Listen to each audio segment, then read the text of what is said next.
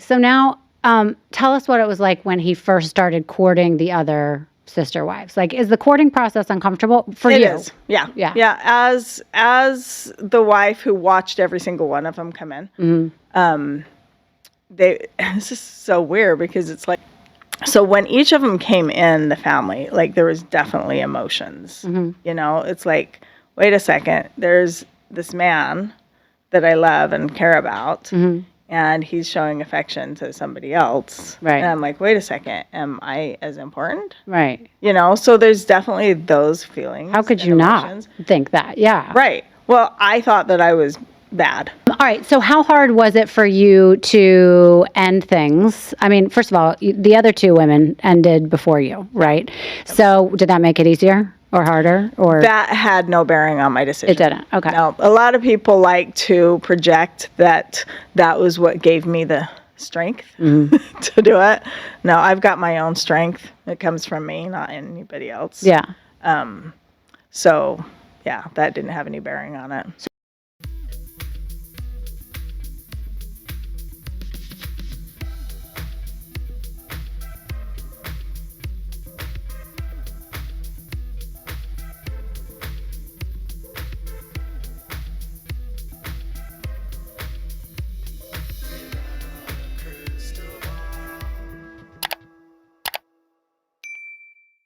Hey friends, it's Katie from Without a Crystal Ball. Welcome back to my channel. It is Wednesday, June 12th, 2024, and I hope everyone is having a wonderful day. Meri Brown has had a very long history of defending polygamy, and for years has gone against accusations that people from her church only practice polygamy because it's what you're supposed to do to get into heaven.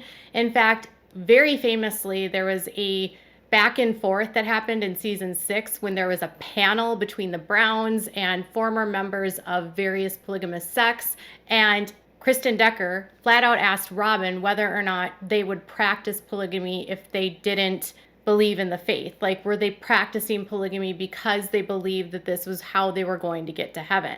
They've pushed back against that claim numerous times. And even this past year, on the last season, Meri pushed back this idea that the only reason that she stayed with Kody was because it was her path to get into heaven. But now it sounds like in a new interview, she's changed her tune and she's actually opening up about whether or not she, one, believes in polygamy, number two, whether or not she believes it's how she gets into heaven, and number three, why she married Kody in the first place. So this is kind of an interesting story because I have been waiting for years for one of the wives to admit this. I have been waiting for years for them to say, you know what? We got married because we believed this was how we were going to get into heaven. Because everybody knows that the faith that they believe in tells them that they have to marry, a man has to marry so many wives so that he can get to the highest level of heaven, which is the celestial kingdom. A tenet of that faith, which I think is a complete cult, says that 3 women are the minimum a man needs in order for the man to get to the highest level of heaven. And once he gets to that highest level, you guys, he gets his own planet and he gets his own solar system. I don't know if it's a planet, but he gets his own planet, and it's like he gets to populate the planet with all the little spirit babies, and his whole family's there, and they got to bring the spirit babies down and, you know, bring them to his planet. And so Kody's goal in life was to become a god, and he only could achieve that godliness through women. So Meri, on the show, they would always say no. On the show, they would always say, no, we wanted to do this. This is what we wanted. We would have done this without the faith. But truthfully, it sounds like their disbelief and moving away from their faith is part of the reason they stopped practicing polygamy. And Meri finally said that when she was growing up, she was taught that you had to live this way in order to get to heaven. In an interview on a podcast with Rachel Yucatel on Misunderstood. Check it out.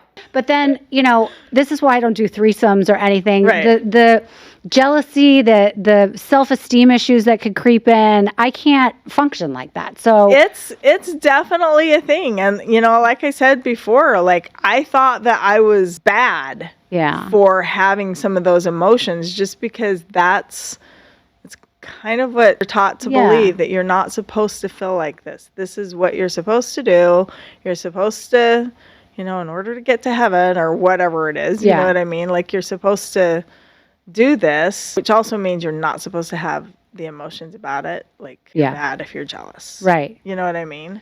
Yeah, but it seems like human nature. It's human nature. Yeah. It's normal. Yeah. And I won't stay on this. Remember in the earlier seasons when they were really robotic and they would talk about jealousy and they would be like, yes, we get jealous. Jealousy is a normal emotion, but we are able to overcome jealousy to become better people and more evolved, or whatever they would say. And it was something that they would constantly talk about. Like, it's going to make us better people, because that's what they're told in their church. And really what they're told in their church is that if you feel jealous, you're not supposed to feel jealous, because this is what you're supposed to do. Like, this is required by God for you to get into heaven. You don't get to get into heaven. You don't get to get the highest level of celestial kingdom, celestial honor, whatever, if you don't do plural marriage. Girls, from the time they are born, are bred and groomed to believe that their only path into heaven is through a man, and only as a plural wife. So they are taught from an early age that having feelings is bad. Having a feeling of jealousy and not being able to cope with jealousy is bad. And women are taught that if they can't overcome those feelings, there's something wrong with them. Not that the practice is wrong, but there's something wrong with them. So imagine you spend your whole life in a cult that tells you that you're not supposed to be jealous that your husband sleeps around and has kids with other women, and that you have to share him, and he neglects you, he neglects your kids, he might not even show up, you hit menopause and he puts you out to pasture because the cult says they can't have sex after they have menopause. Like, as long as if you're not breeding, if you're not making a baby, if you're not bringing a child down from the spirit world and you're not bringing that spirit baby down to populate your husband's kingdom, then you're done. Like, if you can't do that anymore, there's no need for you. And so the men have to constantly marry younger and younger and younger, which is why there's so many underage brides in these cults, why they are always grooming girls and children and telling little girls the only way that you're going to get into heaven is through celestial plural marriage. The only way that you'll achieve it is if your husband has 3 wives. So it's your duty, not only as a wife to share him, it's also your duty to help your husband find more wives. It's your duty to accept those wives. It is your duty. Your husband gets to do whatever, you get to be there, and you're not allowed to have feelings about it. It's a twisted and sick practice designed by Joseph Smith in an effort to cover up his infidelity, in my opinion, and it's abusive to women. Meri is 53 years old, and she is just learning now that it was completely false, that the teachings she was taught were wrong. So imagine you're 53 and you're just learning that it's okay to have feelings. It's okay to be jealous. It's okay not to accept certain behaviors from your husband. It's okay to want more in a relationship. And maybe now you'll understand why Kody always feels so emboldened to be such a jerk to the women, because he is getting feedback from his church constantly that your wives are just supposed to deal with it. They're just supposed to go with it. They're not allowed to complain. And so when he's telling them, like, this is what you signed up for, you're not supposed to have opinions, you're supposed to be accepting of this, this is what we agreed to, that's directly from the church too. They're saying, this is what you signed up for. A child that grows up around this, and Meri even talks about this in this podcast, she grew up with a family that was kicked out of the LDS church because her dad decided he wanted to have plural wives and practice polygamy. Her dad has multiple wives. He has kids outside of marriage. She doesn't call those moms mom. She's not close to those women. The first sibling she gets up from one of her dad's plural marriages is when she's 12 years old. And some of these women don't stay for very long, by the way. And she said that when she was a teenager, she almost considered leaving and not practicing polygamy because she wasn't sure that it was the right thing to do, because it was the way that she had grown up. She had never been exposed to outside ideas. She didn't know that there was another way to live. She didn't realize that you could do marriage in a different way. It was just what was expected of her. And lo and behold, it was Kody, and Kody came around and he's love bombing her to hell. And it almost sounds like the way that Meri describes Kody and her meeting, it's like Kody layered the attention on her because she was vulnerable. He wanted to be a polygamist. Kody needed to woo a girl to become his wife so he could get in, right? He blames Meri for this today, but I don't believe it for a second, because Meri describes herself as being very shy and Kody being very gregarious, and Kody being funny and happy all the time. Check it out. Basically non-existent. Oh, wow. Okay. So it wasn't like you had some high school boyfriend. And, No. Okay. No. So Kody was your first boyfriend. Yeah. And was it a massive love affair? Was it like your first love? I mean, there was, I remember seeing all my friends like dating and having all these guys like them, and nobody liked me. And I'm like, what's wrong with me? And there were a couple of guys that I kind of, liked and stuff, but obviously nothing ever happened with it. But, so when I met Kody, he was very interested in me. Contrary to what he says now. Sorry. I just had to say that. No, like, he was very interested in me. It was fun. He talked a lot. Right. Like, he talked a lot. He was very jovial, very happy. Like, he was smiling all the time. Okay. And I really, really enjoyed that. I compare Kody to Meri. Kody went to public school. Kody was a wrestling, state champion. Kody had girlfriends in high school. Kody went on a mission and lived away from his family for 2 years. Kody had experience in the regular world, in the outside world. Kody was, for all intents and purposes, raised in the mainstream as an LDS kid. Now, yes, he was still in the LDS, but he had experience in the real world. He was way more experienced with women, with society, what was right, what was wrong. He knew all of that.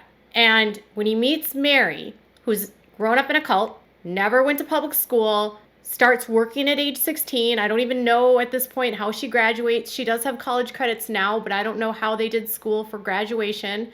And she's never had a boyfriend. She's never really had guys interested in her. She's always been very shy, someone that always helped with her parents, helped with the younger siblings, was very obedient to her parents. And Kody love bombed her. Meri, I've spoken to people who knew her as a kid, and she was a rules follower. She definitely, people that know her said that she was very much about making sure other people followed the rules of the church, making sure at school to point out who's not wearing the right attire, that kind of thing. So she was always striving to be the best child with the best faithful child, doing her due diligence. Kody finds a girl that's very devout, very brainwashed, and shy. And he's over the top. So he's already a member, and he wants to get he said it was his ego driven. He said it was ego driven when he was that age. He wanted the number of wives. He didn't care how many it was. He just love bombed them to hell, and he picked them all up. And it kind of matches what she says here. So Kody is love bombing her. But she also goes on to say that there was a period right before meeting Kody that she actually questioned things. Oh, he was all in. Okay. No, he was all in. He was a member of that church community as well. And it was a conversation that he and I had that we would continue this. I had a time during my teenage years that I was like, it's really, really what I want to do for sure. I had to really consider it. Right. Because, when you're born into this family and you believe what your parents teach you just because that's all you know. Right. Right. And so it was normal to me. I grew up with multiple moms, multiple siblings, and this was normal to do that. Right. Kody didn't grow up that way, but he, I guess, converted to it. And was into it. It wasn't like you were forcing him to do anything. Oh, no. No. And you were not forcing him to marry you or manipulating him, as you may have said later on. No. Right. So Meri says that she questioned whether or not she wanted to do polygamy before meeting Kody. And I don't know if you recall, but early on in the very early seasons, Meri had said that she loved Kody so much that she was willing to do polygamy for him, which I always thought was weird, right? She'd always say, we made this decision together, but it almost sounds like she wasn't really on track. She was kind of thinking about leaving the cult, doing her own thing. Kody comes in and is a convert, love bombs her, gets her interested, and then she's sucked back in, right? And it's like that game of getting sucked back in has constantly been in her life for like all the time that she was with Kody. Like if she'd want to leave and want to do something for herself, they would try to suck her back in. They would try to remind her that she shouldn't want to leave. She had all these other kids. She didn't just have one child. It wasn't just it wasn't just Kody she wanted. It was the family. But think of it from Meri's perspective. And listen, again, I'm not Meri's fan. I am not a Meri fan, but I think it's important when we talk about polygamy and we think about the subjugation aspect of women, like putting them in a submissive role, not allowing them to have a voice, forcing them to deal with things that they shouldn't have to deal with, telling them to stuff down their emotions. Think of Meri. She's first wife. Kody love bombs her and makes her feel super special. She believes that they're going to have this amazing life, and she's led to believe that she'll be able to have this amazing experience with the other sister wives.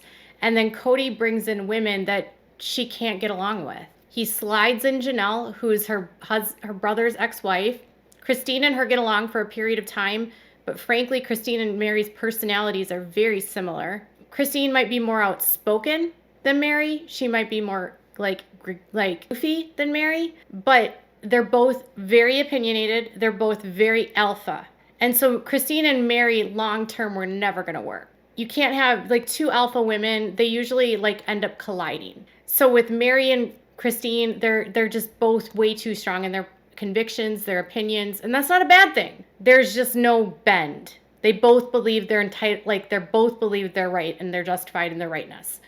Then he slides over to Robin, who's a friend with Meri, and brings her in. So Meri finally thinks that she's going to have that friendship, only to come to find out that once Robin comes in, Kody's like bored with polygamy and he's got his trophy wife that he always wanted. And I say that because that's how he and the wives referred to Robin in the beginning. They called her the trophy wife. He said that Robin was like represented everything that he had ever strived for. She was his supermodel. That's his words. She wasn't a supermodel. And so once he got that, he felt like he was on top of the world and he threw everything else away. And then Robin gave him whatever it was he wanted, the supply he needed, the validation he wanted and craved, the adoration, the sex, all of it. And Meri never gets that relationship with the women. So her whole life she's lied to that if she stays in this marriage, she'll go to heaven, only to get to the end of her marriage for Kody to say,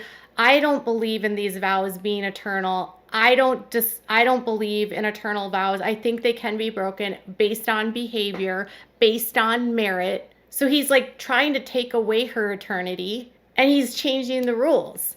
So in a lot of ways, she was conned the longest and the most abused in the respect of Kody constantly stringing her along.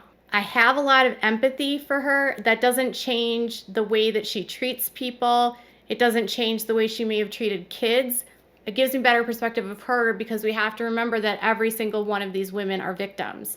Victims to the culture, victims of subjugation, victims of oppression. And so Meri could have had such a different life had she not met Kody and had she not been willing to go the polygamy route just so she could be with him because he was the first guy that was really interested in her. Imagine if someone would have been interested in her that wasn't a megalomaniac and a narcissist. Her life could have been very different. She says she has no regrets, but she also said she would never live in polygamy again. She would only ever want to be married to one man and she will never, ever, ever be in a plural family, meaning she's done with this faith. What does that tell you? Is polygamy workable? She says that it could still work, although I don't know that it can work in the context where subjugation is happening and it's under the context of patriarchy. It'll never work in that context. All right, you guys, that's my opinion. What's yours? Tell me in the comments below. Make sure to give this video a thumbs up. Make sure to subscribe to my channel if you haven't subscribed and click on the bell so you never miss a video. Bye, guys.